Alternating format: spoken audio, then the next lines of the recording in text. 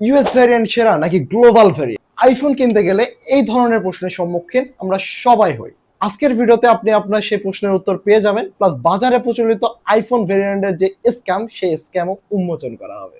So শুরু করা যাক। আইফোন প্রতি বছর প্রায় 68 ধরনের ভ্যারিয়েন্ট রিলিজ করে। ভাই চিন্তা করেন, 68 প্রকার।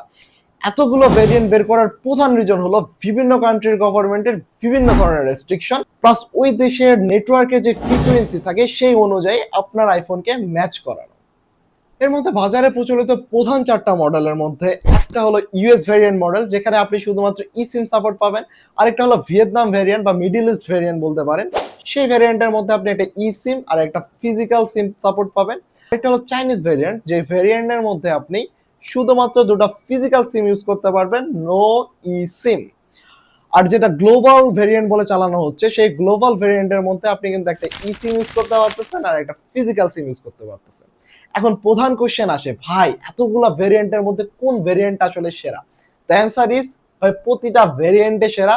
এখানে শুধু সিম্পল পার্থক্য হলো আপনার ওই যে ই সিম এবং ফিজিক্যাল সিম নিয়ে এবং বিভিন্ন দেশের গভর্নমেন্টের রেস্ট্রিকশনে।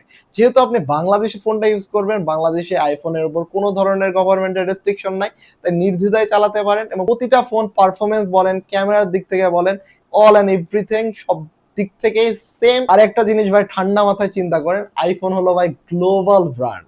সো এই ব্র্যান্ড কখনোই চাবে না যে বাংলাদেশের মানুষের জন্য, এরা গরিব তাই এদেরকে একটা খারাপ ফোন দেয়, আর ইউএস এর লোকজন খুবই বেশি বড় লোক তাই এদেরকে ভালো ফোন দেয়। তো ভিডিওটা ভালো লাগলে অবশ্যই লাইক এবং সাবস্ক্রাইব করবেন, এবং যদি এই বিষয়ে একটা ডিটেলস ভিডিও চান অবশ্যই কমেন্ট করে জানাবেন। ধন্যবাদ।